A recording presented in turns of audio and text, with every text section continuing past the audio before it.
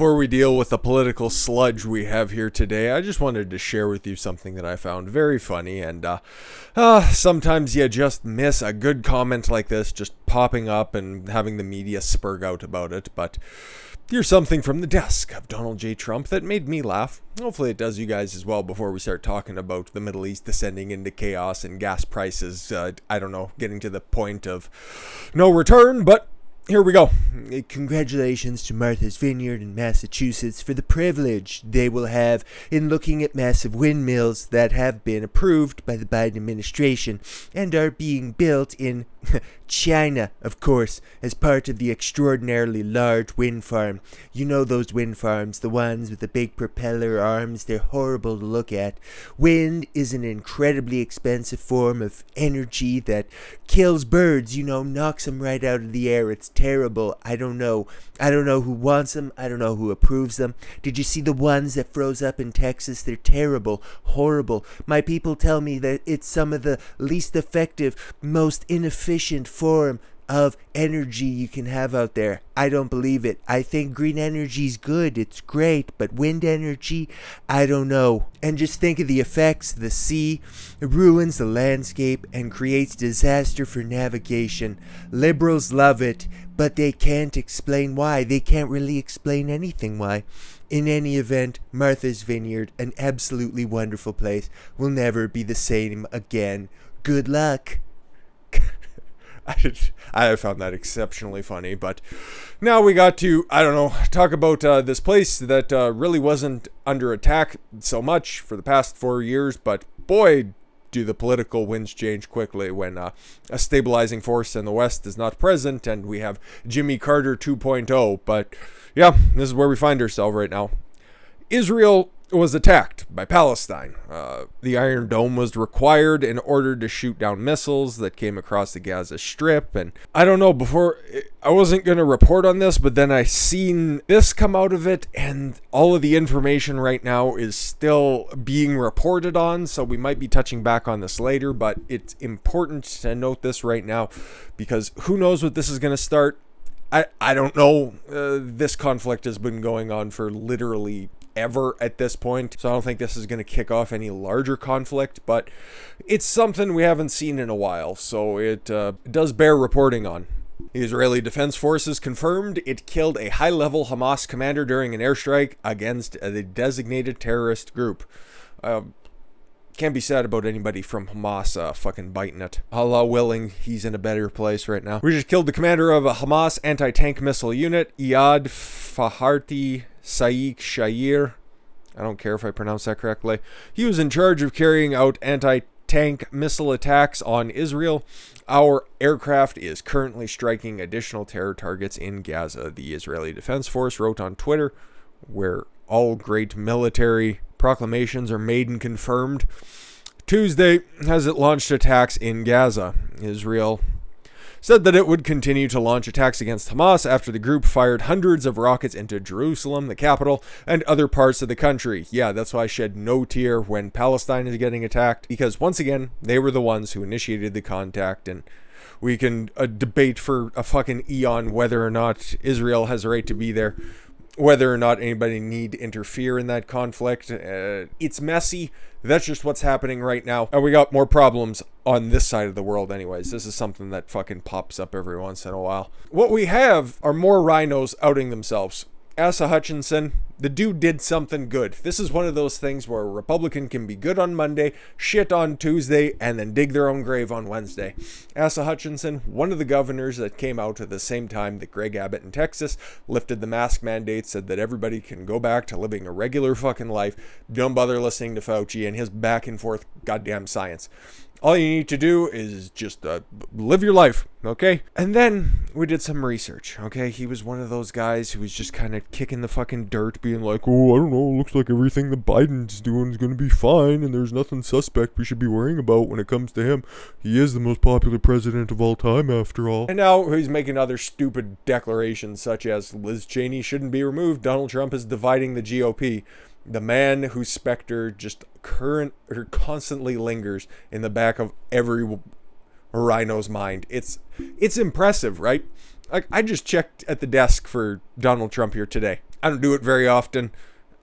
Unfortunately, it's not the most convenient thing to do. And I think we've gone like several days without even mentioning Trump, really, in the specifics of a news story. Maybe to just agitate the idiots out there, but that it comes with the territory, I suppose. But with these guys, whenever something goes wrong on the left or on the right, it's always Trump, orange man bad. Trump did something wrong. It's like, just fucking take responsibility for your own stupid ideas, okay?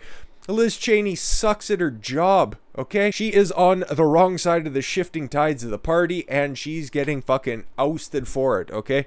She is out there banging the drum of idiocy, and guess what? She's gonna have to fucking pay the price for it. Is she gonna be replaced by somebody more competent? I don't know. We'll have to see what she does in the long term, but in the short term, she's made decisions that are good. Kind of like you, Asa. You could have fucking done a couple of good things on your way out of office. Thank God he's retiring, and it's going to be hilarious because he's invoking the name of Trump and being like, oh, he's dividing the GOP, but he's also going to get replaced by the former spokesperson, or rather the former press secretary of Trump, one of the many, obviously, of course. Appearing Tuesday on CNN's, it's always on one of these fucking networks. It's never on anything, you know, the center or even center right where they make these bold accusations, unless of course you're Chris Wallace. You host a show and you can hold them hostage. I don't know what kind of what dirt he has on one of the Murdoch kids, but it must be extensive, and it must involve several farm animals. Arkansas Governor Asa Hutchinson argued that House Republican Conference Chairwoman Liz Cheney should not be ousted from her leadership position and accused former President Donald Trump of dividing the Republican Party. It doesn't matter. You only have just a couple more months left on your governorship, and then you can just, I don't know, peddle your books or whatever, fucking cash in on all your political favors. Go fuck yourself, pal. And somebody else who's not doing themselves any favors, like, okay, another instance of a Republican doing something good and then following it up with several other horrible decisions, like making the decision to hang up a painting that they got for a gift with not a hammer and some nails, but a handgun and uranium rods. This bitch is totally off her fucking rocker. 2020 was not stolen. We are in a post-Trump era. Thanks, Caitlyn.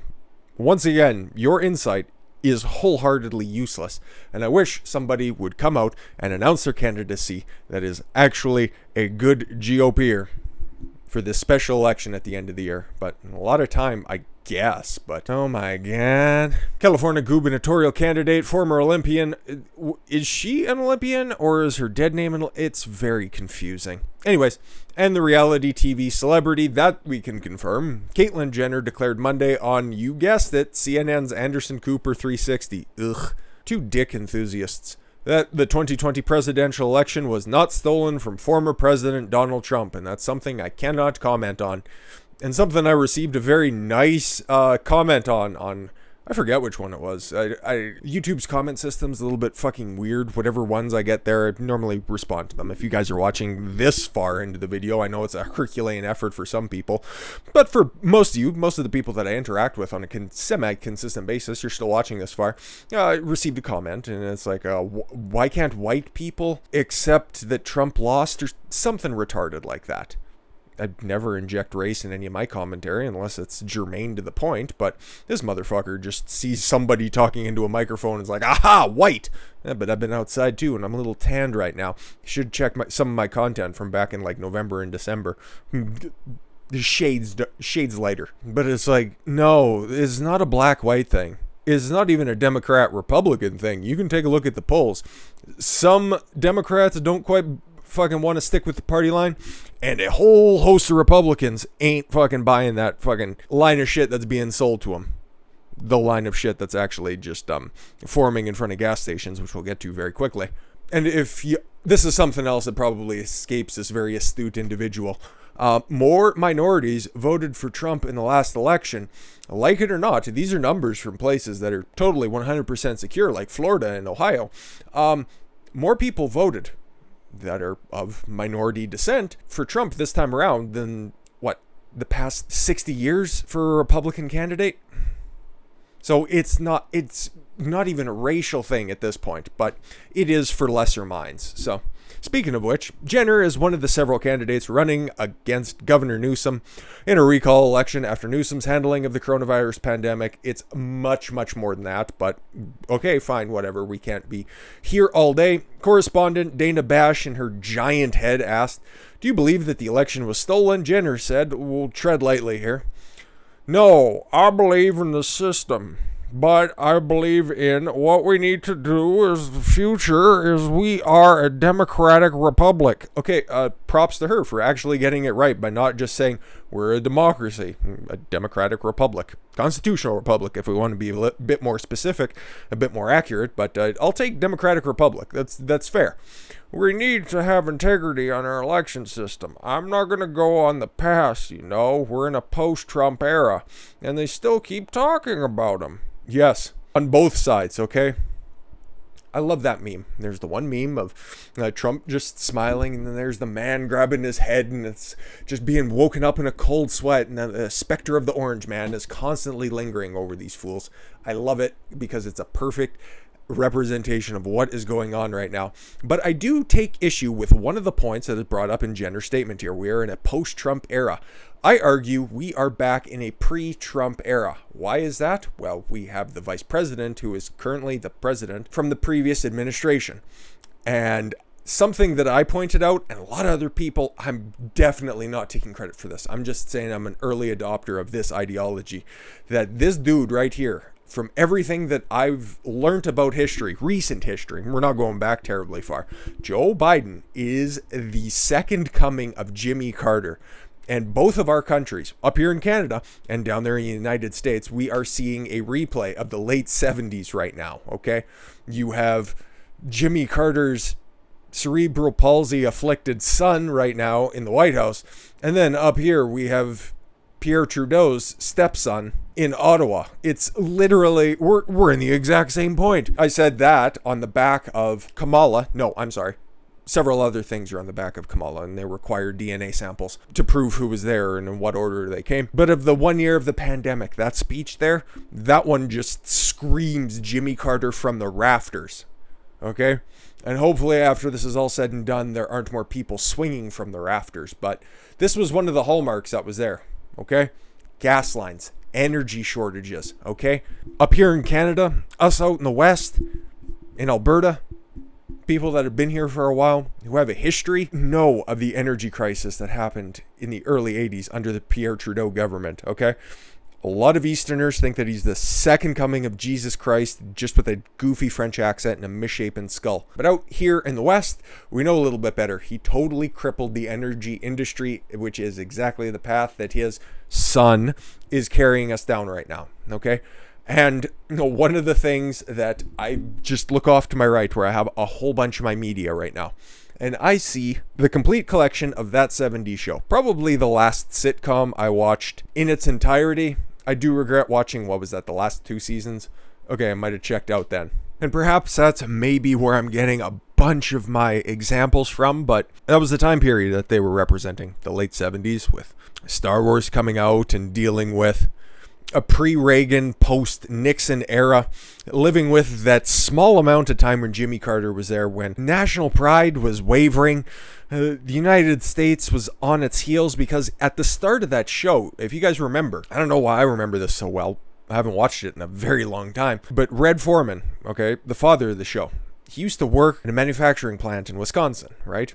And then that was shut down, and then he became the manager of a grocery store because all the manufacturing jobs were leaving the country. What are we going to be seeing very shortly? That exact same thing repeat itself. Another big piece of imagery that came out of there are the long old lines for gas, okay? The energy shortage, we're running out of gasoline. And then all of a sudden through the Reagan years, oh no, actually, yeah, there's still plenty of energy. It was just Jimmy Carter doing a really fucking shit job, which I wholeheartedly anticipate we're going to be getting a repeat of that scenario once again. Listen, we went through all this stuff beforehand. Now we're just living in what we've already seen before, and I think we know how this story ends. That's just me extrapolating it out, not in a whole lot of detail, but it is giving you a pretty decent overview as to where my mind is right now. You can disagree all you want. This is just how I perceive things at the moment, and as you can see here, gas panic, East Coast gasoline demand soars 32.5%, outages spread. It's bad. Where is this all stemming from? There was a cyber attack on the largest pipeline that runs across the eastern United States. I didn't think much of this when I seen it reported. What was that, late Sunday or something? I was like, oh, a cyber attack. They probably got it back online. And then I seen this stuff pop up last night, and it's like, they haven't gotten it back online. What the fuck is the Department of Defense doing? Like, all of these cybersecurity firms, okay? You guys are out there launching lawsuits against SolarWinds, okay? For breaches from China over the election. Shit like that. But you can't deal with a couple of kids in their fucking mother's basements banging away on their cocksucking keyboards and shutting down pipelines? And I didn't even know you could fucking do that. And I used to work out in the fucking oil patch and you could shut it down remotely, you know, for a long period of time. What the fuck is going on? This old Muppet doesn't have a grasp on literally anything. All he's doing is making sure that he has enough fucking raisins for his oatmeal in the evening. Christ almighty. Demand for gasoline soared Monday as the shutdown of the Colonial Pipeline sent Americans to the pumps. That's the name of the pipeline. I couldn't remember. It was either the Patriot Pipeline or the Colonizer Pipeline. Bad man. Probably Greenpeace is out there. And Stephen Gibault from fucking Canada. You guys can have that hunk of shit. They're protesting everything. Whatever. Probably a spotted owl that might have landed on a pipeline or something stupid like that. Anyways, gas demand on the east coast of the United States rose 32.5%. Compared to the prior Monday, Gas Buddy petroleum analyst Patrick DeHaan tweeted on Tuesday. Lord have mercy. PADD is short for Petroleum Administration for Defense Districts, a designation created during World War II, back when income tax was supposed to be a temporary measure, to allow the government to allocate petroleum distribution. Pad 1 is the East Coast, Pad 2, Midwest, 3, Gulf Coast, 4, Rocky Mountains, 5 in the West Coast. In addition, many target areas of the countries are experiencing gasoline outages. DeHaan tweeted, the largest outage on Tuesday was in Virginia. Gasoline outages as of 11 a.m. Central Time. Georgia experiencing a little over 4%. Alabama, negligible. Tennessee, nada. South Carolina, 2%. North Carolina, 6.3%. Florida, 2.6%. Virginia, 7.6%. Holy fucking Christ. This is all off the back of a temporary shutdown. Boy, it sure would be nice if there was another pipeline that was currently being constructed right now that was making petroleum products a lot more easily accessible. Boy, it sure would be stupid if a fucking president decided to shut that down because we needed to shift to green energy, even though the infrastructure is not in place for that. But don't worry, we got a huge spending bill to make sure that fucking money gets shifted off to the Middle East to make sure that gender studies degrees can be passed out. What a hunk of shit. On the week, the national gas prices jumped average of 6 cents to $2.96 per gallon. I don't know what that translates out to, but it's probably something similar for what we have up here. Because right now, I think we are on the cusp of $1.30 per liter. I don't know if that might mean something more to other people, but I know around here, that is one of the highest numbers I've seen personally in my lifetime. And I can remember high 60s when I was very, very young, when we first moved to Grand Prairie. And then recently, pre-Trudeau, pre-Alberta NDP, we were flirting with high 70s there for a minute. And then we got fucked by the provincial carbon tax for a minute. And then now the federal one. So it's all fucked up because taxing carbon is somehow going to reduce greenhouse gas emissions by disincentivizing instead of creating better technology. Need not tangent any further. But this is crazy. It's absolutely fucking nuts, dude. And like John Nolte's pointing out, Gasline return as woke deep state fails to stop cyber attack. Yep, because that picture there, that lady might not look familiar to you, but she was the center of a propaganda ad that the CIA put out that they're recruiting. And she was recruited because she was a ethnic minority, lesbian, disabled, I don't know what else. It was basically, she was recruited and given a job for every reason except for competence. And this is what they're focused on. This is what all of their propaganda, this is what all their messaging, these are what the executive orders that are coming from the desk of that dope are enforcing. It's not making a better world. It is making a world that we've already went through, already decided was a fucking terrible chunk of history and we need not repeat. But nah, all of the socialists out there think that this is a great idea. But would they want to live in a socialist country? Are we heading towards something like Venezuela, where you had an over-reliance on central planning? Like what we're seeing right now with everything attempting to be federalized? Is anybody happy about welcoming in Jimmy Carter 2.0? I'd stop a little bit short of calling him Jimmy Carter 2.0. He's only slightly younger than Jimmy Carter and considerably less self-aware, even though Carter's pushing 100 at this point. They're once again just more concerned with pitting people off against each other instead of working towards a better common good. Because I see these people on the other side of the aisle. I think they might be good people. I think they might be worthwhile talking. But I also see them so indoctrinated in their shit where they just want to be pitting people against one another. Like, I don't want to drag dude who's saying, why can't white people get over stuff? It's like, it has nothing to do with race. It has everything to do with being either for humanity or against humanity. You want to move beyond humanity. That might be a noble goal. You might think that humans are the cause of and not the solution to anything out there. I'm, on the other hand, many other people like me, we're over here trying to do the best we can with what we've got, and very few people have our back. Very few people in the government have our back. A lot of people online, a lot of intelligent people online have our back. But it's going to take a time to build up that infrastructure. We got that a little bit of time before we have the opportunity to have our voices heard in every country around the world. As you can see, over in the UK, we might be talking about this sooner rather than later, but we got a whole bunch of other weird, cool, fun stuff that's not politically related to talk about in the next couple of videos. But the UK is passing huge voter ID laws, which are great, which I can't see an argument against, unless of course you're one of those racists up on the hill, okay? You don't think that the commoners are smart enough to get online or go down to the Department of Motor Vehicles in order to obtain a state ID? In fact, I have 12 because I'm so privileged, and you plebs, you dirty people, aren't smart enough to go down and get a state-issued ID. Meanwhile, you have to understand that to do anything in society, it's almost impossible to do without an ID, and literally everybody has one, so I don't know who you're fucking trying to pretend, or rather protect. What you are doing is pretending to care. It's one of those instances where you pity the people because you secretly, maybe not so secretly, have a contempt for them. You'd rather just, hurry up, shuffle you off, just give you what you need for the moment, and then just, get out of my hair. Another one of those anti-humanist, one of those people that would advocate for fewer people on the world, on the earth, because they're just such a blight and they cause so much. Insert your cause du jour here. Nah, that's not me. That's not what we're about around here.